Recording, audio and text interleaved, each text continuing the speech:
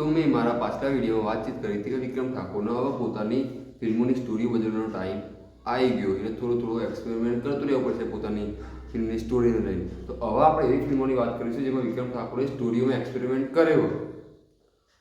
તો આજ આપણે એ ફિલ્મની વાત કરવાની છે જે ફિલ્મ ગામડામાં ખૂબ જ ફેમસ છે. તેના ડાયલોગ, તેના સોંગ અને તેની સ્ટોરી ગામડાના લોકોને ખૂબ જ પસંદ છે. તો હું વાત કરી રહ્યો છું ફિલ્મ અવતાર ધરીને આવું છું. તો ચલો ફિલ્મ વિશે થોડી ડિટેલમાં વાતચીત કરીએ. તો મારું નામ છે મિસ્ટર સ્ટાર અને તમે જોઈ રહ્યા છો અમારી ચેનલ એક્સપ્લેન વિથ અસ. તો સૌથી પહેલાં હું તમને એમ કહી દઉં કે વિક્રમ ઠાકોરની આ ફિલ્મને ડાયરેક્ટ કરી હોય આત્મારામ ઠાકોરે. જો કે પહેલાં કીધું કે વિક્રમ ઠાકોરની ફિલ્મમાં. હવે વાત કરીએ ફિલ્મની સ્ટોરી વિશે. બધા આ ફિલ્મ જોયેલી જ છે, પણ જેને નહીં જોઈ એમને ઇન્સ્પાયર કરવા માટે હું ફિલ્મની સ્ટોરી તમને કહી દઉં. તો ફિલ્મની સ્ટોરી એ રીતે હોય કે વિક્રમ ઠાકોર મોટો આદમી બનવા માગતો અને મોટો આદમી બની પણ જાય, પણ તેને એક રીતે દગો મળે. એ દગો કોણ આવે તમે ફિલ્મમાં જોઈ લેજો, કારણ કે હું જ કહી દઈએ તમે જોવાની ઈચ્છા નહીં થાય. દગો આવે, તેનું મૃત્યુ થાય, તે યમલોકમાં જતો રહ્યા, અહીંથી આવતા રહીને પાછું આવવાની કઈ રીતે આવે એ ફિલ્મમાં જોઈ લેજો, કારણ કે એ કઈ રીતે તો મજા નહીં આવે. આટલી ફિલ્મની સ્ટોરી અને પાછું આવવા અને બદલો લે અને એ બધું ફિલ્મના ગીતો હારા સ્ટોરી લાઈન આવી. થોડી નવી સ્ટોરી લાઈન હતી, લવ સ્ટોરી સાઈડમાં મૂકીને થોડું રિવેન્જ એ બધા આપણે ટ્રાય કર્યું હતું વિક્રમ ઠાકોરે.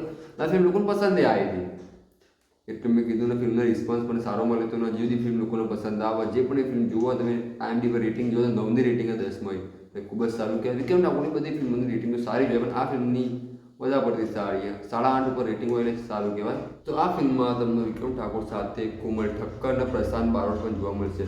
પ્રશાંત બારોટ ખૂબ જ ફેમસ એક્ટર તમને જોઈ રહ્યા છે. મા બાપના આશીર્વાદમાં જેમને વિક્રમ ઠાકોરના પપ્પાનો રોલ કર્યો હતો તે પ્રશાંત બારોટ.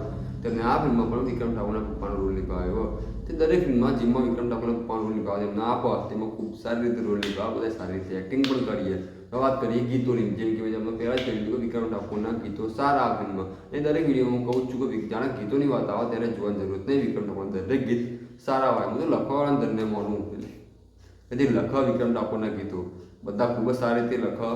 વિક્રમ ઠાકોર ખાલી અવાજ આવે, જો સારા લિરિક્સ જ ના હોય તો પછી એ ગીતનો કોઈ મતલબ રહે નહીં, અવાજે કોઈ મતલબ નહીં. પરંતુ વિક્રમ ઠાકોરના દરેક ગીત સારી રીતે ઉપડી જાય, તેનો અવાજ પણ માન્ય, પણ જેને લખ્યા એને થોડું ક્રેડિટ આલવું પડે, એટલે મેં થોડું ક્રેડિટ આલી લીધું. તો ફિલ્મ ખૂબ જ સારી છે. તો તમે ના જોયું હોય તો એકવાર જોજો, અને જોયેલી હોય તો ફરી રિવોચ કરી દેજો. તો આજનો વિડીયો આટલો જ હતો. મળીએ નેક્સ્ટ વિડીયોમાં. વિડીયો પસંદ આવે તો લાઈક અને સબસ્ક્રાઈબ કરી દેજો. જોતા રહો એક્સપ્લેન વિથ અસ.